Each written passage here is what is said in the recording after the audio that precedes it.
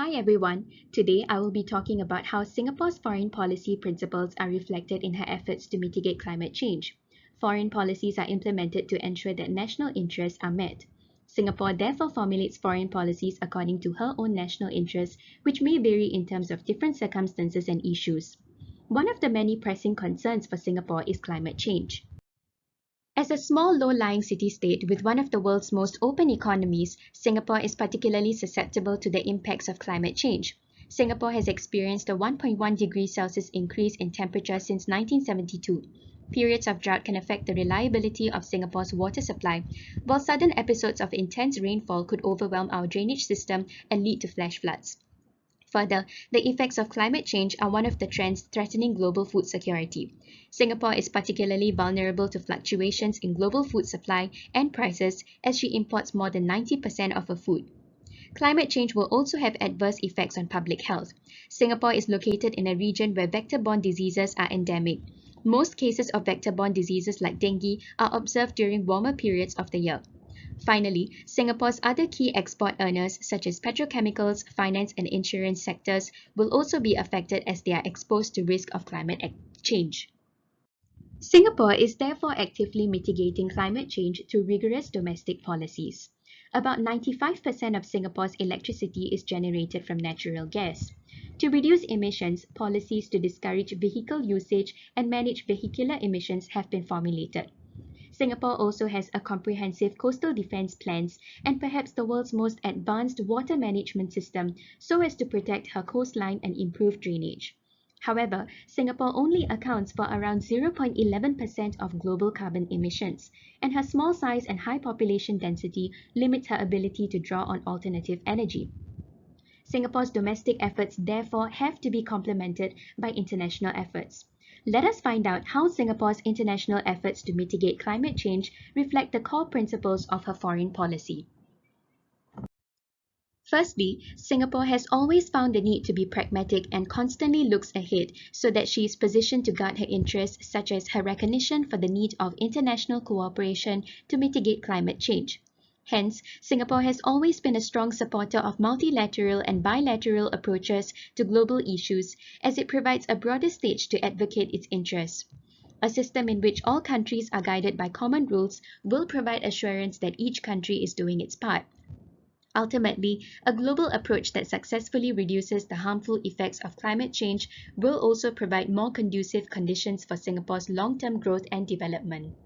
As a major maritime and aviation hub, Singapore strongly supports the leadership of the International Civil Aviation Organization and the International Maritime Organization in developing global measures to address emissions. Through ICAO, Singapore works closely with other Asia-Pacific states and industry players to optimize route processes over the Bay of Bengal and across the South China Sea. Together with these partners, Singapore has implemented air traffic management initiatives to improve aircraft flow, reduce runway occupancy time, and increase capacity. These have in turn led to reduced aviation emissions. Moreover, through the IMO, Singapore's Maritime Port Authority and its partners will set aside $40 million under the Maritime Green Future Fund to be used for the research, test bidding, and adoption of low-carbon emitting technologies. MPA is also involved in the new International Advisory Panel (IAP), which will support the maritime industry's decarbonization efforts, including pathways and policies that could help to accelerate the low-carbon transition. Further, Singapore's Centre for Climate Research (CCRS) engages in international research collaboration that allows for bilateral engagements. The CCRS works with the ASEAN Specialized Meteorological Centre to develop better climate technologies for the region. CCRS also assists in coordinating the ASEAN Climate Outlook Forum, a biannual forum amongst international experts to arrive at a consensus for the upcoming efforts to mitigate climate change. CCRS has also partnered with Unified Model for scientific and technical collaboration on a shared modeling system across a range of modeling and science issues relevant for weather and climate prediction. Such research initiatives could therefore enhance climate change mitigation efforts in partner countries, thereby achieving Singapore's national interest.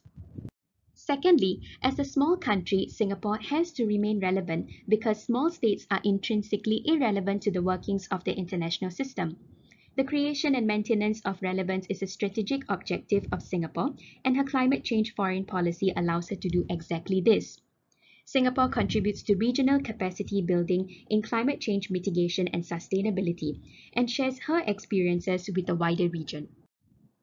For example, the Building and Construction Authority (BCA) is working with the United Nations Environment Programme to promote and establish sustainable building policies and practices across Southeast Asia. Moreover, under the Singapore Cooperation Programme, Singapore established a dedicated climate action package in 2018 to help develop capacity building in developing countries in areas such as climate science, flood management, and disaster risk reduction. Further, Singapore joined the C40 Cities Climate Leadership Group as an observer city, allowing her to share her experiences on sustainable development and learn from the best practices of other major cities. Thirdly, Singapore aims to be a friend to all and an enemy to none. This is to inherently ensure that we uphold peace and stability. Singapore realizes that collaborating or helping other countries to mitigate or combat climate change would strengthen ties. Singapore is therefore collaborating with China to build an eco-city in Tianjin. This vision is to develop a thriving city that is environmentally friendly and resource efficient. Singapore's contribution involves sharing expertise and experience in areas such as urban planning, environmental protection, and resource conservation.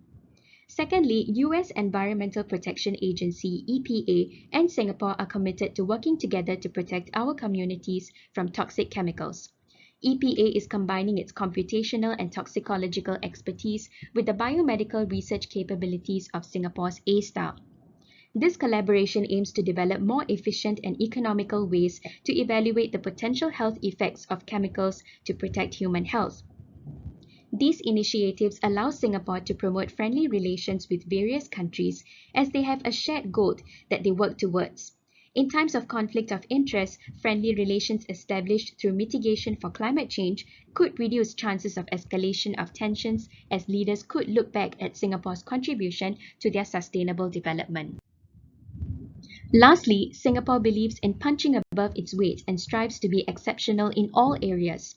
Being exceptional allows Singapore to be a leader and for countries to look up to her, thus eliminating the idea that Singapore is a small, useless state. Hence, in her quest to be exceptional, Singapore is now playing a large role in environmental leadership in the region. This is because Singapore recognizes that Southeast Asia is highly vulnerable to climate change. To mitigate climate change, Singapore recognized the need for green finance, which is financial products and services that promote environmental sustainability.